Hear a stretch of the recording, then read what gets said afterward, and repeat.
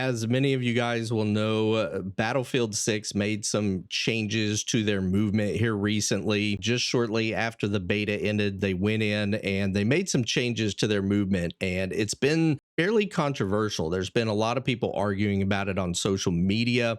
So real quickly, we're going to talk about this. Now, let's go ahead and take a look at the changes that were made to movement inside of Battlefield. Now, you can see here, these are the changes. Movement mechanics have been adjusted to create a more balanced and traditional Battlefield experience. Momentum, especially horizontal speed, carried from a slide into a jump has been reduced. There is now a greater penalty for consecutive jumps, which lowers jump height when jumps are spammed. Firing while jumping or sliding will result in increased inaccuracy. And this is actually very important for anyone that plays Call of Duty and Warzone. You'll know that when you're sliding, you still have pretty good accuracy when doing so. So I do think that's a good change. These changes are designed to make sliding and jumping more situational, so they are no longer ideal options for engaging in gunfights and will contribute to a gameplay pace that rewards skillful movement without becoming too fast or unpredictable.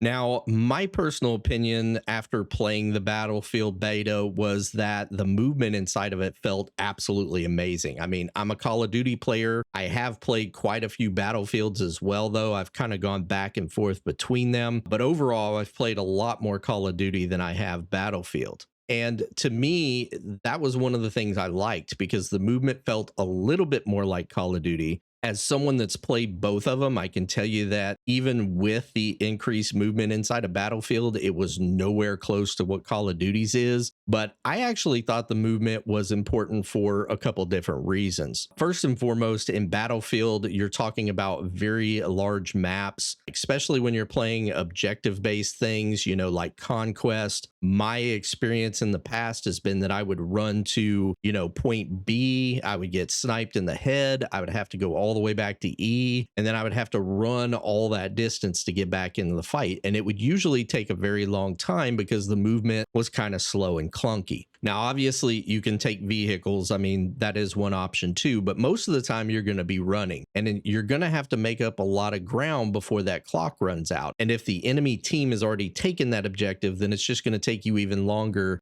to get back to that objective and take it over. So for that reason, I thought having a little bit quicker movement was probably more important in Battlefield because the maps are so big, and especially in games where they are objective based. The other big reason that I thought it was important has to do with snipers. Now, snipers inside a Battlefield are very, very strong, and I'm in no way advocating for them to be nerfed. As a matter of fact, I hate when people start talking about nerfing weapons. We saw this a lot inside of Call of Duty. They'll go and nerf this gun because everybody complains about it. Then everybody will be complaining about another gun. Then it'll have to get nerfed and so on and so forth. And it just becomes this balancing nightmare where you're just nerfing everything into the ground. The best way to handle that is to give the players who aren't snipers some sort of way to sort of level out that power that those weapons have. And inside of the beta, I thought the movement did this, by being able to slide and run a little bit faster and stuff. It did make it a little bit tougher for snipers to hit you, especially if you have an SMG or something. Obviously, you're not going to be able to fight against a sniper that's a long ways away. But by having that movement, it did sort of give you a sort of a leveling out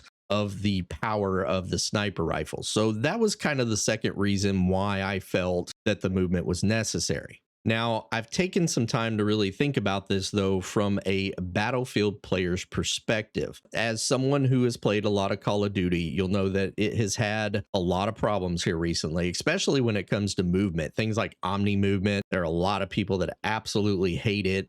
Coming up into the Black Ops 7 release, people are just absolutely going crazy over jetpacks and things like wingsuits. But movement has always been a problem inside of Call of Duty. And anytime that the community has complained about it, Activision has basically just turned their nose up to them and said, we're not going to listen to you. We're going to do whatever we want, and we don't really care what our community says about it. We've seen this with other things like SBMM. We've also seen it with the Beavis and Butthead skins. They're now talking about adding these skins to season 1 inside of Black Ops 7, even though people just absolutely hate them. So for the majority of the time that I've been a Call of Duty player, Activision just has not listened to their player base. But because DICE made this change to movement, it really shows that they're doing the exact opposite. They've looked at the problems that Call of Duty has, and they've basically said, look, we don't want to be plagued with those same problems. When our community asks for something, we're going to follow up on it. We're going to make changes. We're going to listen to them, and we're going to implement these changes that are going to give that overall experience that most of our player base wants. And that's a really, really good thing. I mean, I have to give them a lot of credit because for the longest time,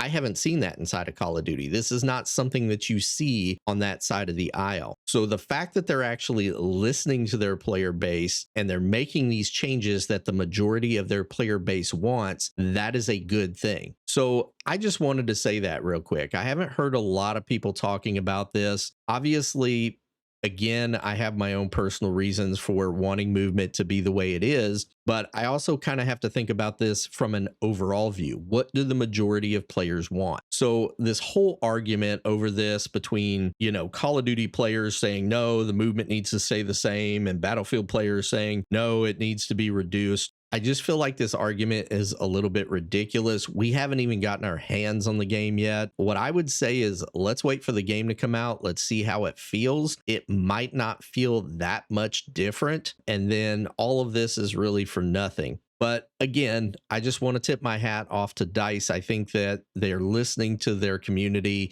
They're making the changes that are necessary to make their game better. And that is definitely something that needs to be recognized.